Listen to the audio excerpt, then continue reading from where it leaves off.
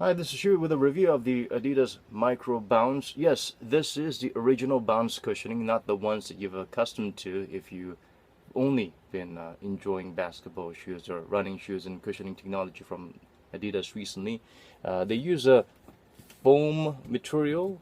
This is the bounce we know today, but before they decided to use that name on a different kind of chemical compound that they use for their foam cushioning materials. This was the innovative cushioning gimmick or concept they had before. This was Adidas' answer to Nike's shocks. Both technologies, by the way, have become redundant and they realize it doesn't really work. They look cool, but they didn't function as well as they hoped.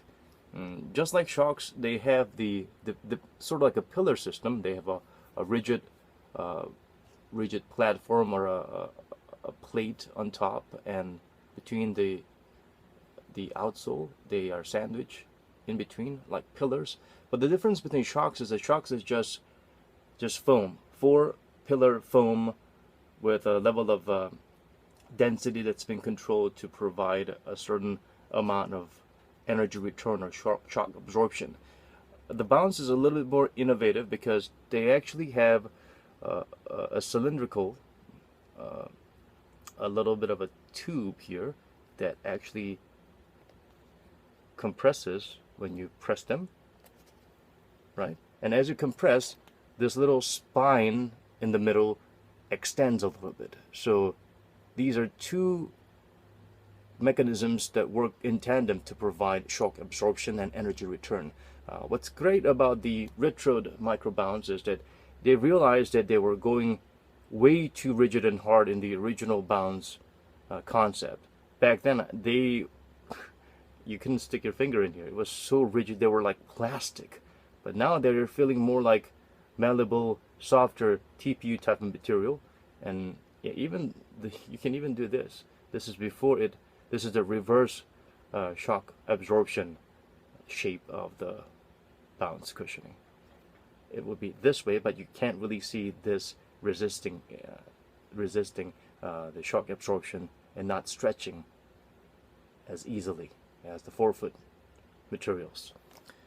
Uh, the good thing is the retro ones are a lot softer than the originals. The originals are way too stiff and you couldn't feel what they were doing, and that's probably one main reason why the bounce had to be abandoned and they used the name in a softer foam cushioning these days.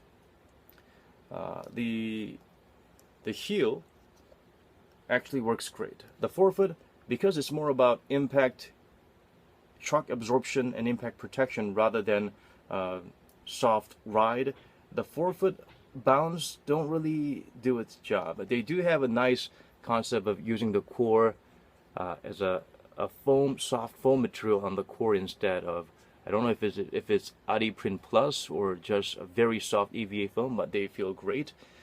It's good that they use this, and maybe they should have went all the way because the bounce doesn't really work on the forefoot. You feel rather elevated and hard on the forefoot, but soft in the heel. So it's a little unbalanced. It should be the other way around. Anyway, there's a certain level of elevation, and that's enhanced even further by the insole. If you can see, the insole is pretty much like 30% of the cushioning. You can see my finger moving in to extract the insole, and yeah, there's nothing there. This much is the insole's role and job, and there's even a hole here to show that how much of the cushioning is dependent on the insole. This thick. It's got a very surefire heel to toe drop. It's not crazy thick, but fairly thick. It's not as thick as this. It starts somewhere here. This is sort of like an EV cross between an EVA and a PU, soft yet rigid, and it gets the job done in terms of the cushioning working in tandem with this shell and bounce cushioning. Nice job retroing. I guess you could call it a pro trip because this is certainly an upgrade from the original bounce cushioning that we've experienced in the past. Adidas did try to be a little bit innovative and went for the spring blade track cushioning, where you actually have plastic blades all over. But as one of the shoe reviewers said, I can't really remember if it was Soul Brothers or Kicks Genius. Was it Kicks Genius? Anyway, they pointed out that the blades for a spring blade, it's this way, but if it's positioned in this direction, the bounce back, it's going to propel your feet backward, not forward. As ugly as it may look, if the blade was positioned this way, then it would have propelled you forward, and that would have provided not just energy return and shock absorption, but it would have helped you with a smoother ride and even a little bit of a propulsion forward instead of backward.